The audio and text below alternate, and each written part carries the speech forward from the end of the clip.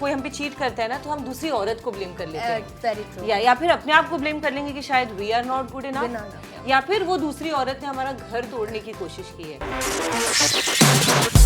Hello guys, welcome to चिंगारी गपशप। मैं हूँ किश्ता दवे, आपकी होस्ट, एंड आज हमारे साथ है the most gorgeous and the most beautiful Abigail Pandey. She told me to tell her Abby, okay. So as you can see, बहुत इंटरेस्टिंग ट्रेलर में पता चल गया कि बहुत इंटरेस्टिंग स्टोरी है। एंड अगर आपको अपने कैरेक्टर को डिस्क्राइब करना है एक लाइन में, how do you describe it? Helpless. Okay, ये सब आप लोग आंसर्स दे रहे हो ना, उससे और एक्साइटमेंट बढ़ रहा है कि क्या होने वाला है ये शो में। Do you feel having like intimacy coordination between an actor is important when you are playing not only sex worker but any other role as well? Obviously यार, I think it's very very important. हम इस show के जरिए we are obviously speaking about the lives of sex workers and we have amazing actors who are pulling these roles off very very well. बहुत guts लगते हैं ये करने में। एंड आज के टाइम पे जब सोशल मीडिया में सब अपने ओपिनियंस देते हैं तो it's even harder. But I think at the same time उतना ही ज़रूरी होता है जो आपके मेल कैरेक्टर्स है वो आपको कितना कंफर्टेबल फील कराए आपके जो कास्ट और क्रू में। जैसे हमारे लिए Anil sir was the director and I think that was a blessing because he made it very comfortable. एक तो ना ऐसी सिचुएशन में जब आपके डायरेक्टर कॉन्फिडेंट होते हैं ना कि उनको ये चाहिए सीन में और ज़्यादा आप टाइम स्पेंड नहीं करते हो, I think work is faster and the discomfort is less. So I think they made sure of that कि चलो इंटीमेट सीन्स भी हो रहे हैं तो सेट पे बस 3 या 4 लोग हो।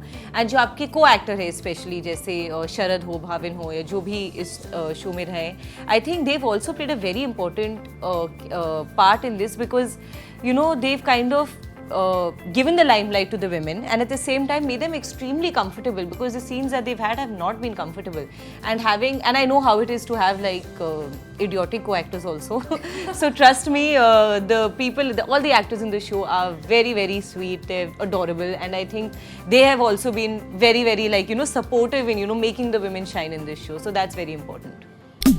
मनोज की कुंडली में 2 शादियों का योग है, यानी कि 2 मेहरारू के साथ प्रेम का संबंध। हम दिल दे चुके सनम के अजय देवगन वाली फीलिंग आ रही है, मतलब अपने ही प्यार को उसकी होने वाली मेहरारू से मिलवाने वाले हैं। तेरा तो सॉलिड प्रॉब्लम है।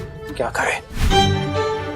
बाजार में उतरी हुई हर चीज किसी न किसी की जरूरत बन जाती है। एक बात पूछूं, बहुत खूबसूरत है वो। अगर शादी करने आया है तो गलत जगह आया है। हम औरतों की रोजगारी से दिक्कत है या फिर मर्दों का तनाव बढ़ाना चाहते हैं? Considering the subject that आपको जो मिला था, was there any dialogue in the script that you were struggling with? Very honestly, because my character was not that of a sex worker, I just basically had to, I had this angst against Ruby, जो the character that Rashmi plays. तो मुझे वो बहुत गुस्सा होता है। जैसे मैंने कहा, मैं बहुत हेल्पलेस फील करती हूँ कि मेरे हस्बैंड रात को घर नहीं आते, उसके पास जाते हैं। And I think all of us somewhere, specially women, हम लोग को ना यही आता है जब हम कोई हम पे चीट करता है ना तो हम दूसरी औरत को ब्लेम कर लेते हैं या फिर अपने आप को ब्लेम कर लेंगे कि शायद we are not good enough या फिर वो दूसरी औरत ने हमारा घर तोड़ने की कोशिश की है। बट वी डोंट रियलाइज जब इनफिडेलिटी होती है, जब कोई अनफेथफुल होता है, वो सिर्फ और सिर्फ एक बंदे का डिसीजन होता है क्योंकि वो एक ही बंदा रिलेशनशिप में होता है। So I think even though somewhere I know it because chalo we've all been through similar situations maybe, but it's very important for this message to reach other women as well that know your self-worth, know when is the right time to walk out of a relationship. So I think all of this being portrayed through no, I won't say assistance because the show is all about sex workers, but having this advice from a sex worker, for me that was like कि ये चीज़ें हमें लगता है कि हम पढ़े लिखे हैं, बड़े जॉब्स करते हैं तो हमें पता होता है, but trust me, I've seen a lot of educated women also who live with their cheating husbands and I don't understand why. So yeah, I think through this show जब मुझे रश्मि को सुनाना होता था ना, I think that was difficult because I started feeling bad for her कि मैं इसे क्यों बोल रही हूँ यार, मेरा हस्बैंड ही पागल है, like while saying it only I knew it. So I think कभी कभार आपको भी ये सच्चाई पता होती है ना, जब तक कोई तीसरा आपको आके नहीं सुनाता ना, आप नहीं समझ पाते हो। So I think that's what at least our story was all about, a big reality check given to me by someone who was least expected to, give me that sort of advice. So yeah. Also, what is according to you the most chingari bhara moment in your story? In my story, I think when आपने trailer में देखा ही होगा that the reason I go to meet Rashmi is to kill her because I'm so frustrated that मैं क्या करूँ, मेरे लिए वही ऑप्शन है. But I think that turning around to a totally different, a totally emotional, heart-to-heart scene, I think that was the most chingari thing for me, because I didn't expect that even when I was reading the script. I thought कि मुझे थोड़ा सुना के मैं चली जाऊँगी घर पे रोऊंगी.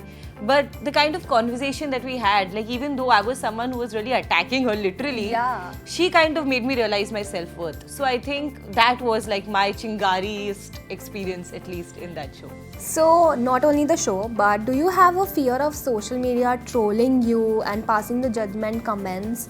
आप उसको कैसे deal करते हो? Been there, done that. Trust me, it doesn't matter anymore. I was just telling someone in a previous interview only that I think my biggest learning experience in the last few years has been that कि एक तो कुछ भी मत believe करो, because nowadays you know, you can get the fakest news from even your news channels, like, you know, very honestly. So don't believe rumors that you hear. Don't believe everything that you hear, for sure. And एक point के बाद ना आप लोगों को नहीं convince कर पाओगे कि आप वो नहीं हो जो वो समझते हैं. So just भाड़ में जाए लोग. Just you do you, and yeah, just move on with your life. It doesn't matter. Do you think that prostitution completely legalized हो जाना चाहिए इंडिया में? Absolutely, 100%.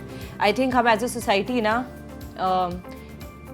sexual offenders को लेके ज़्यादा forgiving है than we are with sex workers. जबकि वो किसी को हरास नहीं करते, किसी को ज़बरदस्ती नहीं करते हैं. अगर सेक्स वर्कर्स आज एग्जिस्ट करते हैं, वो इसलिए एग्जिस्ट करते हैं क्योंकि लोग जाते हैं उनके पास. एंड जैसे शिफाली ने आज बोला, which I really agree with, that you know हम रियलाइज़ नहीं कर पाते कि एज अ सोसाइटी वो एक बेनिफिट ही है फॉर वुमेन इन जनरल, कि जो पर्वर्टेड लोग हैं, जो फ्रस्ट्रेटेड लोग हैं, they have an outlet, they have somewhere to go to. So for us, being out late in the night is not as scary as it should be. So I think, yeah, and you know, as again, I would like to, you know, क्या बोलते हैं? I would like to emphasize on the fact that, you know, they are not people who are harassing anyone. They are not people who are forcing you to go there. They are doing whatever they are doing अपना पेट भरने के लिए, and that is not wrong. People who sexually harass people, they are wrong. And I think they should be treated the way we actually treat sex workers. Very true, and it was lovely having you on Chingari Gupshup. And guys, ये show देखना मत भूलना on Hungama Play. So yeah, thank you so much. Thank you. It was lovely talking to you. Lovely. ऐसे ढेर सारे entertaining videos के लिए download करें चिंगारी ऐप.